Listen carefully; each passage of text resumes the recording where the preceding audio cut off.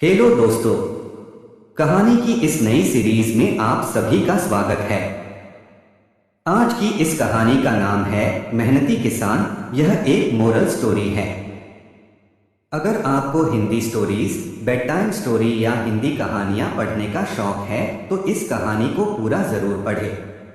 मेहनती किसान। मोतीपुर गांव में चंदू नाम का आदमी रहा करता था। वो अपनी पत्नी मीना के साथ खुशी से जीवन बिताया करता था।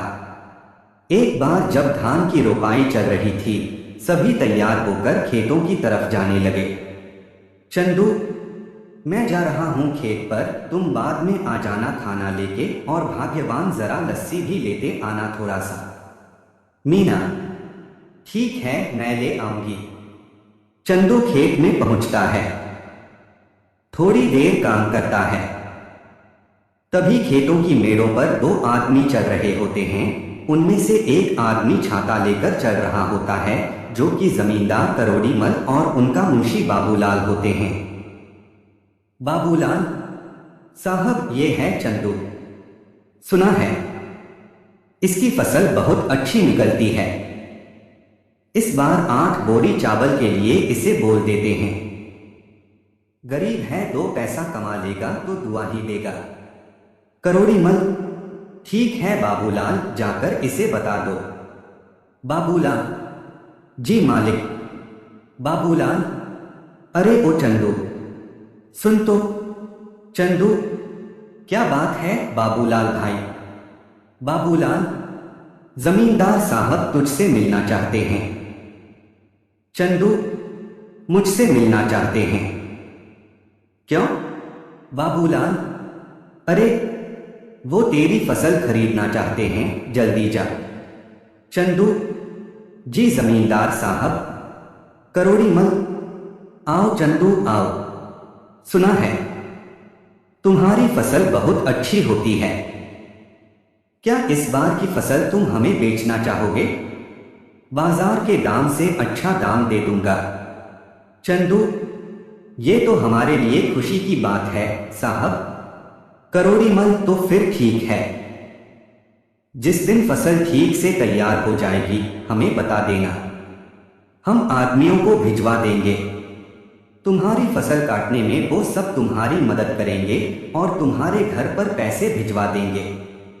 उसके बाद जमींदार चला जाता है। चंदू फिर से खेत में वापस आकर काम करने लगता है। थोड़ी देर बाद मीना वहां आ जाती है। मीना, सुनिए जी, आ जाइए, आपके लिए खाना लेकर आई हूं, और हाँ, साथ में लस्सी भी लाई हूं। चंदू, आता हूं। इसके बाद चंदू मीना के पास पहुंच जाता है। चंदू, लाओ लाओ, बड़ी भूख लगी। मीना, हाँ लीजिए। चंदू, मीना, जमींदार जी आए थे। जानती हो उन्होंने क्या? मीना, क्या कहा उन्होंने? चंदू, उन्होंने कहा कि वो हमारी इस बार की फसल खरीदना चाहते हैं और बाजार से अच्छे दाम भी देंगे। मीना, ये तो बड़ी खुशी की बात है। ये सब माता रानी की कृपा से हुआ है। मैं कहती थी ना, एक दिन सब ठीक हो जाएगा। चंदू, माता रानी करें ऐसा ही हो। इसके बाद दोनों घर चले जाते हैं। घर जाकर चंदू सो जाता है। चंदू शाम को उठा और घर के आंगन में लगी क्यारी से सब्जियां निकाली। चंदू, मैं ये सब्जी बेच कर आता हूं, ठीक है? मीना, सुनिए, आप समय से आ जाइएगा, रात होने से पहले। चंदू, ठीक है। उसके बाद मंडी में सब्जियां बेचकर वापस आते वक्त एक मछली के ठेले के पास। चंदू, मछली कैसे दे रहे हो भाई? मछली वाला, भाई चंदू सुनो, तुम ये दोनों ले जाओ 100 रुपए में, मुझे जरा जल्दी घर जाना है। चंदू, ये लो भाई 100। आज मीना को कहूंगा मछली के गर्मागर्म पकौड़े खिला दे। चंदू घर पहुंचा। चंदू, अरे ओ मीना, कहाँ हो? ये लो मछली। आज पकौड़े खाने का दिल कर रहा है, जरा बना दो। मीना, जी हाँ ठीक है, लेकिन पहले आप हाथ मुंह धो लीजिए। इसके बाद मीना मछली पकाने लग गई। चंदू, अरे वाह, तुम्हारा कोई जवाब नहीं, क्या पकौड़े बनाए हैं। इसी तरह कई महीने बीत गए। चंदू के खेतों में सोने की तरह चमकने वाली फसल तैयार हो गई। चंदू, मीना, मैं खेत में जा रहा हूं, जमींदार के आदमी पहुंचते ही होंगे। मीना, ठीक है। चंदू खेत में गया। चंदू, चल चंदू, तैयार हो जा, बहुत काम करना बाकी है आज। जमींदार के आदमी वहां पहुंच गए। आदमी, चलिए सब काम पर लग जाते हैं। सेठ ने कहा है, जल्दी से सारा काम निपटाकर फसल चंदू के घर पहुंचा देना।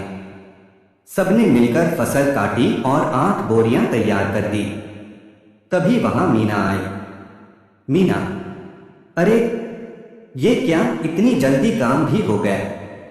चंदू, मीना, इसीलिए तो कहते हैं कि एकता में बल है।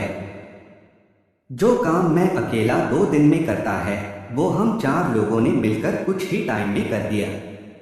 इसके बाद सबने मिलकर बोरियां चंदू के घर तक पहुंचा दी। आदमी, हम सब कल आके ये बोरियां सेठ के घर ले जाएंगे। चलिए हम चलते हैं। चंदू, चलो, आज का काम भी खत्म हुआ, बस अब कल का इंतजार है। उसने सारी बोरियां घर में रख दी। तभी आधी रात को चंदू के घर के बाहर कुछ चोर बात करते हुए। पहला चोर, सुनो सब के सब, ध्यान से घुसना।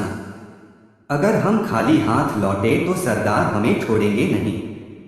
सब धीरे धीरे चंदू के घर से सारी बोरियां चुरा कर ले गए। अगली सुबह, मीना, सुनिए जी, उठिए ना। देखिए क्या हो गया। चंदू, क्या हो गया। मीना, उठिए उठिए ना। चंदू, क्या बात है भाग्यवान, ऐसा क्या हो गया जो तुमने सारा घर सिर पर उठा लिया है। मीना, गोदाम से सारी बोरियां चोरी हो गई है। चंदू, क्या चोरी, कहां पर। मीना, गोदाम में आइए और खुद ही देख लीजिए। चंदू, हे भगवान, ये क्या हो गया। जमींदार जी के आदमी कभी भी आ सकते हैं। माता रानी, मैंने किसी के साथ कुछ बुरा नहीं किया, फिर भी मेरे साथ ही क्यों। चंदू घर की सीढ़ियों पर बैठ जाता है। चंदू की आंखों से आंसू आ रहे थे। तभी वहां जमींदार के आदमी आ गए। आदमी, अरे भाई चंदू, बोरियां तैयार है ना। चंदू, नहीं भाई, कल रात को ही किसी ने अनाज की बोरियां चोरी कर ली है। आदमी, ये क्या कह रहे हो भाई, जमींदार जी कहीं गुस्सा ना हो जाए, तुम तो उनका गुस्सा जानते हो ना। चंदू, चलो उनसे बात तो कर।